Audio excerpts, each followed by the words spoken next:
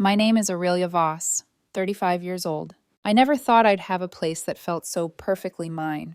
For years, I worked from rented apartments and coffee shops, sketching layouts on the backs of receipts and balancing blueprints across kitchen counters. 6 months ago, I finally bought a 3-bedroom apartment. I designed it in my favorite minimalist style: clean lines, pale oak floors, neutral shades that made the light look almost liquid as it poured through the windows. Every detail was intentional. A ceramic bowl from Kyoto on the shelf, a linen sofa that took months to save for, the silence, the order, the sense that I had finally stepped into my own life. I ran a small design agency, mostly interiors for homes and apartments.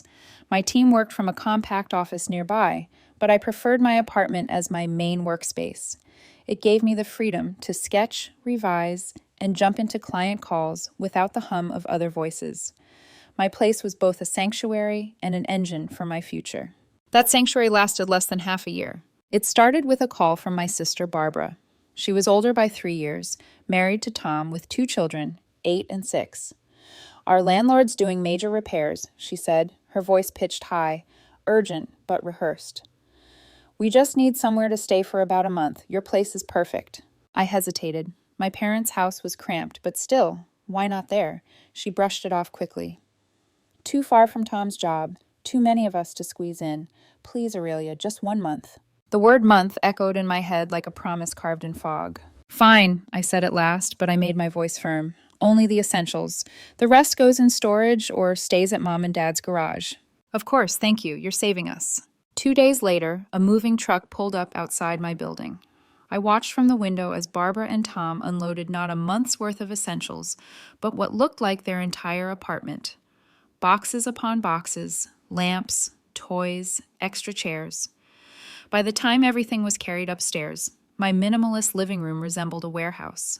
"Barbara," I said, staring at the mountain of cardboard, "what is all this? I told you." I know," she cut in, a hand waving as if to sweep my protest away. "But Mom and Dad's garage is full, and storage is expensive. Don't worry, we'll keep it neat." The word neat did not apply. My clean walls now had stacks of boxes pressing against them, shadows rising like cliffs. "Where would everyone sleep?" Barbara decided for me. "Tom and I will take the guest room. The kids can have your bedroom. It's bigger. And you can use your office, right?" My jaw tightened. My bedroom, my refuge, handed to children who saw beds as trampolines. My office stripped of purpose and reduced to a cot in the corner. I swallowed the protest. "Fine," I said again, because resistance would have turned into a fight I wasn't prepared to have. The first days were chaos. The kids tore through the space like it was a playground. Toys clattered against the hardwood. Doors slammed. My noise-canceling headphones could barely keep up. Barbara worked part-time until early afternoons, then disappeared for errands that stretched suspiciously long. One afternoon, while I labored over a design proposal on my laptop, the 8-year-old tugged at my sleeve. "Aunt Aurelia, play with us." "I'm working, sweetheart." "But Mom said you'd watch us." My stomach sank. "I have deadlines." The 6-year-old whined, "I'm hungry." At first, I made sandwiches, sliced apples, poured milk. But within days, it became constant. I finally said, "You're old enough to make sandwiches yourselves. Bread, peanut butter, fruit. It's in the kitchen." That night, Barbara cornered me in the hallway. "Why are my kids eating nothing but peanut butter sandwiches?" "Because I'm trying to work, and they said they were hungry." "Barbara, this is my office. This is where I earn the money to pay for the apartment you're staying in for free." She narrowed her eyes. "Well, what am I supposed to do with them?" "Maybe take care of them yourself, instead of brunches or shopping." The conversation ended with silence sharp enough to cut. The pressure mounted. My apartment no longer smelled like wood polish and fresh paint. It smelled of reheated pizza, spilled juice, and tension. Even the hum of the AC felt louder, like the walls themselves complained. A week later, I prepared for a day-long inspection at a site 2 hours away. As I packed my bag, Barbara stood in the doorway, arms folded. "You can't leave," she said. "What? What am I supposed to do with the kids?" "Take care of them. They're your kids." She pouted like a child herself. But I had plans. Lisa's expecting me for brunch. "Cancel them." I slung my laptop bag over my shoulder. "I have work." "That's not fair. You're being selfish." I turned, my patience threadbare. "Barbara, this work is the reason I even have an apartment you can stay in. Don't twist it." Her voice rose. You think you're better than me just because you bought a place? The words stabbed deeper than I expected. I remembered being 12, begging for an hour of quiet so I could draw in peace, only for Barbara to turn up the TV and call me selfish. The word had stuck to me like gum on a shoe. I took a breath, steadying myself. I'll be back tonight. She huffed, muttering under her breath. I left before the argument could flare into something worse. Driving down the highway, I couldn't shake the dread. If Barbara could resent me for leaving once, what would happen the next time? The lines between her needs and mine were already blurring, and I knew, deep down, I was about to be erased completely if I didn't push back. I returned that evening to a wall of sound. The television blared a game show theme, the kind with applause like a rainstorm. My parents were on my sofa, leaning forward, volume high enough to rattle the framed print above them. The kids pinballed between rooms. Barbara was on the phone, laughing, one leg tucked under her as if this were her living room, not mine. The smell of dinner cut through it, roast beef, onions, something baking with butter, and for a half second I thought, at least I won't have to cook. Then my name floated up from the din. "Aurelia!" Mom called over the television without lowering it, as if shouting were normal. "We came to help. Barbara said you abandoned the kids." "I went to work," I said, setting my bag down. Dad pointed the remote and somehow made it louder. "Sit, sit," he said, eyes never leaving the flashing lights. "We've got dinner going. You're welcome." Abandoned. Welcome. The words hung clashingly in the air. Barbara angled her phone away. "See? She's back," she told whoever was on the other end, smirking, then vanished into the kitchen. I stood next to my bookshelf, fingers grazing the ceramic bowl I'd placed there like a promise. "Thanks for dinner, Mom," I said. "That's kind." Mom smiled, but her gaze swept the room with the proprietary fondness of a hostess. "This place needed some cheerful company," she said, patting a pillow into submission. "It's too quiet for your own good." Too quiet. The phrase snagged on old history. Growing up, I'd ask for quiet, and the whole house would take it as a personal insult. Noise meant life. Noise meant togetherness. My preference for order had always been mistaken as aloofness. We ate crowded around the table, plates heaped. Mom told a story that looped back on itself. Dad chimed in with a punchline that made the kids cackle. Barbara scrolled between bites. Tom said little, but his shoulders sat high like he never let them drop. Every few minutes, my phone buzzed with messages from a client, and I answered with one hand while passing rolls with the other. I told myself to be grateful for the food, for the help, for anything that eased the load.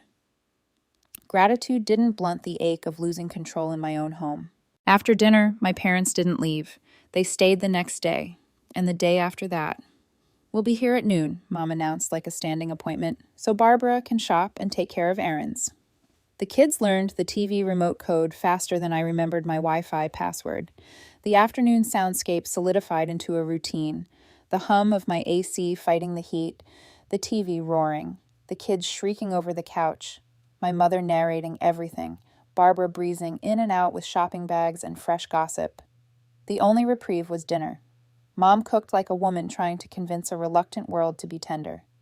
When she slid a casserole into the oven and the smell filled the apartment, I softened against my will. Saturday came with its own obligations. A site visit an hour away, a full kitchen remodel where tile lines had to meet perfectly or the entire room would feel crooked. I left early and returned near dusk, heavy with the kind of fatigue that lives in joints. Before my key turned in the lock, I heard laughter from the backyard. Not the laughter of 4 people, not even 8. A swell. I walked through the hallway, down the 2 steps into the living room, and stopped at the glass. In my yard, a small carnival. My father at the grill with an apron I didn't own. 2 uncles I barely recognized. Neighbors, a cousin from across town. My mother with foil-wrapped trays lined along my outdoor table. Red cups arranged like a ceremony. My new patio set commandeered. My bags of groceries, yesterday's meticulous list, split open and used up. The late light gilded everyone with beauty that grated. I plastered on a smile and slid open the door. "Hey, everyone. Looks like you found everything you needed." Dad grinned like a boy. "We thought we'd have a little barbecue." Housewarming continued. He lifted tongs and a toast. "I see that." I kept my voice even. "Smells good." "Your place is perfect for gatherings," a cousin called. "We should do this every weekend." Barbara laughed without looking at me. bouncing the 6-year-old on her hip. I moved among them, handing napkins, collecting stray plastic, telling myself not to create a scene in front of 15 people. A neighbor from the next building leaned close. "Lively afternoons lately," he murmured, friendly, eyes curious. He tapped his phone pocket. "Our co-op is strict about quiet hours." It sounded like a kindness, but the warning was tucked inside. The party burned on until the sky bruised. When the last guest left and the screen door slapped shut, I stood in the aftermath. Wet rings on the patio table, a smear of barbecue sauce on the chair cushion, bottle caps blinking in the grass like coins. "Can you help me clean up?" I asked. Mom rubbed her lower back. "Honey, I'm exhausted. Long day. We should go." Dad gathered a bag, kissed my cheek, and followed her out like they were late for a train. Barbara scooped the kids and vanished down the hall. Tom paused, cheeks flushed, then went after her. I cleaned alone. Plastic into trash bags, sticky plates into the sink, a slow, methodical undoing of other people's fun. The lemon oil I used on the patio table found the faint ring that had appeared a week ago after someone set down a sweating glass without a coaster, my first design splurge, nicked and scarred. The ring wouldn't lift. I rubbed anyway, a ritual without outcome. By morning, the irritation had calcified into resolve. When my parents arrived, on schedule like a service, I met them at the door. "We're not doing parties here without my permission," I said. Dad scoffed. "You're such a loner sometimes. We were just making the place lively." "It's my house," I said. "Lively requires my yes." "You're being ridiculous," Mom said, but her voice was soft, unsure. Barbara emerged, tying her hair into a knot. "What's going on?" "I'm telling Mom and Dad no more parties." I held her gaze. "And we need to talk about your move out. Your month is almost up. When are you going back to your apartment?" A delicate silence fell, like the second before a glass shatters. Barbara glanced at Tom. He kept his eyes on a spot by the baseboard, as if reading an invisible script. She began, then tried a smile that didn't reach her eyes. "We gave up the apartment." The floor shifted under me. "You what?" "The rent was going to spike after the renovation," she said quickly. "We decided it wasn't worth it. We're looking for something else. No big deal." "No big? When were you going to tell me?" The calm in my voice surprised me. It felt like stepping onto a frozen lake and hearing the crack, but choosing not to run. "I'm telling you now," she said. "If we stay a couple more months, it's not a big deal, right?" Mom nodded reflexively. Dad crossed his arms. Tom, silent, pressed his lips thin. "You promised me 1 month," I said. "You swore it." "Plans change," Barbara said. "That's life." I walked to my office, where I'd built something solid from thin air. Clients, contracts, a calendar that belonged to me. I opened my laptop and dialed Marcus, a real estate agent I trusted because he was allergic to nonsense. 2-bedroom rentals near Barbara's old place, I said. "I want options." "Give me 10 minutes, he said. I returned to the living room. 4 faces looked at me like I'd arrived with a verdict. My phone pinged. Listings. I forwarded them to Barbara and held my hand out. Her phone buzzed on the coffee table. She looked down, didn't pick it up. "There," I said. 23 options. Start calling." Her mouth fell open. "You're being dramatic." "I'm being exact," I said. "You need a plan that isn't me." Mom bristled. "Family helps family." "Family tells the truth," I said. "Family asks, not assumes. Family doesn't throw barbecues with strangers in my yard or decide my home is theirs without discussion." Barbara's eyes flashed. "You think you're better just because you bought a place." "No," I said. "I think I'm responsible for it." Something flickered across Tom's face. Shame, maybe, or relief at the line being drawn by someone else. He dug his phone from his pocket, thumbed to his banking app the way some people reach for a rosary. The screen's glow reflected in his eyes as numbers scrolled that none of us could see. He swallowed, and for a split second, I sensed the depth of the hole they'd been falling through before they landed on my couch. The neighbor's warning hummed in my memory. The ring on my table, the missing hour of quiet, the word loner in Dad's mouth. I didn't raise my voice. I didn't need to. I had a spine and a mortgage. I had a plan. Barbara didn't pick up the phone with the listings. Tom looked at his, and the room filled with a new kind of noise. Silence, dense and heavy. Something bigger than inconvenience was growing, a swell under the surface that would roll toward me whether I named it or not. In that quiet, I felt the first edge of fear sharpen into clarity. A week later, the bills arrived.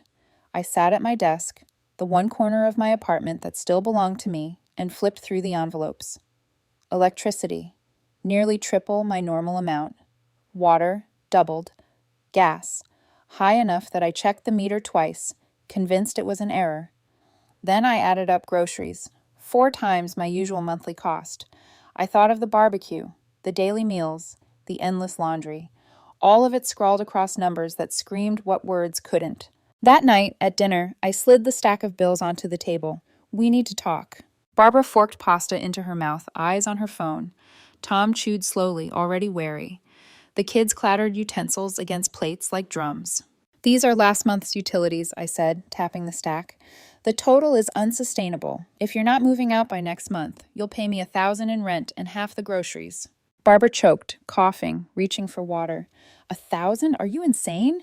That's what it costs to house 4 extra people, I said evenly.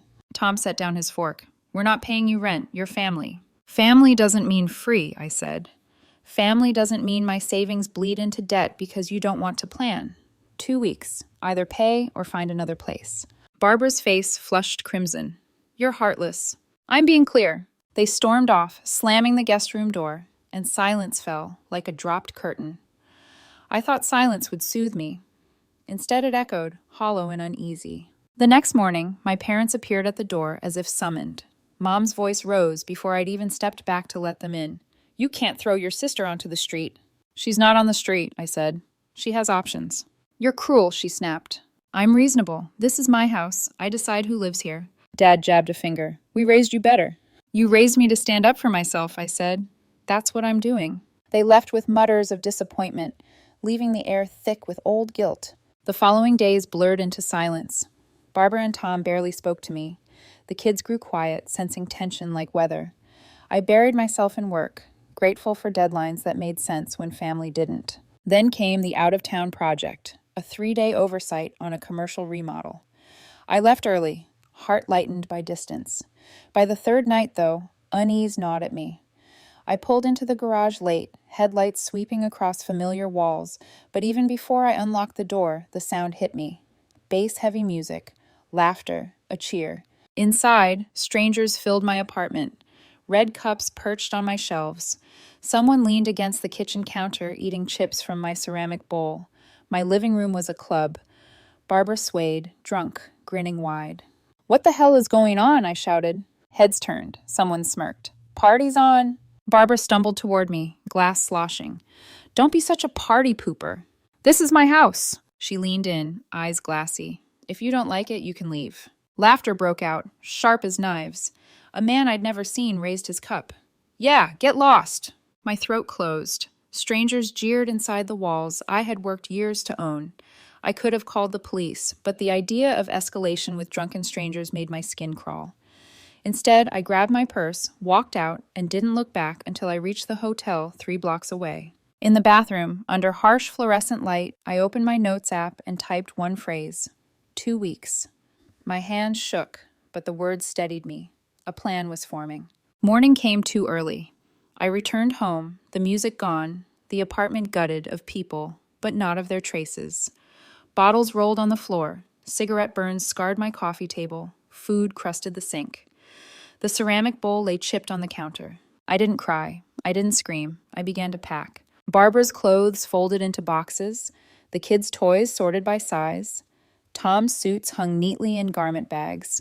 I packed like a designer, like a woman who turned chaos into order for a living. Each item removed from my space was a small reclamation. Around noon, keys rattled. Barbara and the kids entered, mid-laugh. They froze. The wall of boxes by the door told the story before I spoke. Aurelia, what are you doing? Barbara's voice cracked.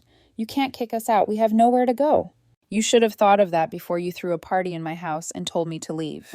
Tears welled in her eyes. Please, I'm sorry. It won't happen again. You're right, I said. It won't. Because you won't be living here. The kids' eyes darted between us. Wide, confused. Guilt tugged at me, but it wasn't theirs to carry. An hour later, the phone rang. My mother's fury blasted through the receiver before I could say hello. How dare you throw your sister out? I hung up. They called again. And again. I didn't answer. That week, Barbara and Tom moved in silence, their footsteps muffled by tension. One evening, I came home late and found the apartment empty. The boxes were gone.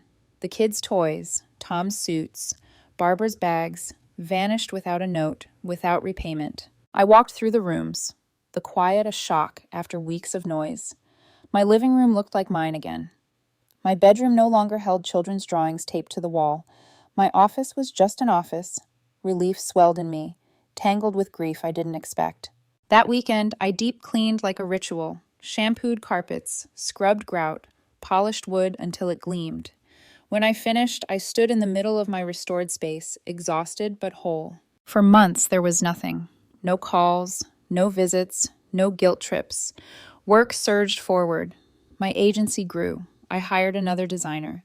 Projects lined up. For the first time in years, I felt momentum instead of survival. Then, one Saturday morning, a knock echoed. I checked the peephole. My mother stood there, a pie dish balanced in her hands. Strawberry rhubarb, my favorite. I opened the door slowly, half expecting another lecture, but my mother's expression wasn't sharp with judgment this time. Her smile was small, tentative, as if she wasn't sure she was welcome. "Hi, sweetheart," she said, lifting the dish like an offering. "Strawberry rhubarb, your favorite." I stepped aside. "Come in." She set the pie on my counter, her gaze sweeping the apartment. Clean lines, uncluttered shelves, not a toy in sight. She seemed older somehow, her shoulders sagging, her eyes ringed with weariness. She lowered herself onto the couch and patted the cushion beside her. "Aurelia," she began, and her voice cracked in a way I hadn't heard in years. "We owe you an apology." I sat wary. "For what?" She folded her hands. "We let Barbara and Tom move in with us after you kicked them out. 2 months. 2 months of chaos." She gave a bitter laugh. "The kids running wild, Barbara on the phone all day, Tom eating everything in sight and never lifting a finger. The bills doubled, the groceries vanished. We even had to put food on your father's credit card." I blinked. "You kicked them out?" Her lips pressed tight. "We couldn't take it anymore. We thought you were cruel. Turns out you were right. You were protecting yourself. We should have supported you from the beginning." For a long moment, I just stared at her. This was the woman who had called me heartless, who had scolded me for selfishness since I was a child. Now she sat in my living room, admitting she'd been wrong. The words landed heavy, almost unreal. "Where are they now?" I asked. "They found a small apartment across town," she said. 2 bedrooms, cramped, not as nice as yours. Barbara complains constantly about the neighborhood, but she's managing, I suppose." I exhaled, a slow release of months of tension. "And you?" "We're tired," she admitted. "We learned our lesson." She reached for my hand, her palm cool and trembling. "Can we be a family again?" I hesitated. Then I squeezed her hand. "Yes, but understand this. My house is mine. No more decisions made for me. No more assuming." "Absolutely," she said. "We understand now." I wanted to believe her. For that afternoon, sitting with pie between us, I allowed myself to. Weeks passed in relative peace. Work thrived, my calendar filled, and for once, the silence of my apartment felt like safety, not loneliness. My parents began visiting for Sunday dinners again, this time with respect. They knocked, waited for permission, brought dishes, but left them on my counter instead of taking over my kitchen. Then, one afternoon in the grocery store, I spotted Tom. He stood in the cereal aisle, shoulders hunched, a box of Cheerios in one hand. When he saw me, he froze. "Aurelia," he said, awkward. "Tom." He glanced around, then leaned closer. "I wanted to say something. I know things got out of hand when we stayed with you. We took advantage of your generosity. I should have been more considerate." The words caught me off guard. Tom, who usually hid behind silence, was looking me in the eye. "I appreciate that," I said softly. "The kids ask about you," he added. "They miss their Aunt Aurelia." The confession pierced me in a way I hadn't expected. I pictured their small faces, the rabbit with one ear rubbed bald, the drawings they'd taped to my office wall. "I miss them too," I admitted. He nodded, shoulders slumping with something like relief. "Maybe someday we can fix things." "Maybe," I said. But even as I walked away, pushing my cart, a chill settled in me. Tom's apology felt real, but Barbara's shadow still loomed, bitter and unyielding. That night, as I folded laundry in the calm of my restored apartment, my phone buzzed. A message from an unknown number. "You turned them against me." I stared at the screen, heart thudding. No signature, but I didn't need one. 6 months later, life looked almost unrecognizable. My agency had grown. I signed my biggest contract yet, 12 units of a new apartment complex. The kind of job I used to dream about when I sketched on napkins in coffee shops. My days were filled with client meetings, fabric samples, and late nights at my desk. But it was my choice, my work, my pace, my control. And there was David. We'd met on a job site. He was a contractor with calloused hands and a habit of humming when he measured. At first, we grabbed coffee after inspections, then dinners, then weekends. He wasn't intimidated by my success or annoyed by my hours. He listened. When I told him about Barbara, about the chaos and the eviction, he just shook his head. "You did the right thing," he said. "Sometimes I wonder if I was too harsh," I admitted. "She's still my sister." "She lied to you, doubled your bills, and told you to leave your own house," he said gently. "That's not family. That's taking advantage." His certainty anchored me. Slowly, I allowed myself to trust not just him, but the life we were building. Then, one evening, my mother called. Her voice was low, tired. "Aurelia, Barbara and Tom are getting divorced." I blinked. "What? Why?" "Money problems, mostly. Tom got tired of her spending, her refusal to take responsibility. He's keeping the kids. Barbara moved in with a friend across town. Works part-time at a store. Same patterns." I closed my eyes. Part of me felt sad, mostly for the children.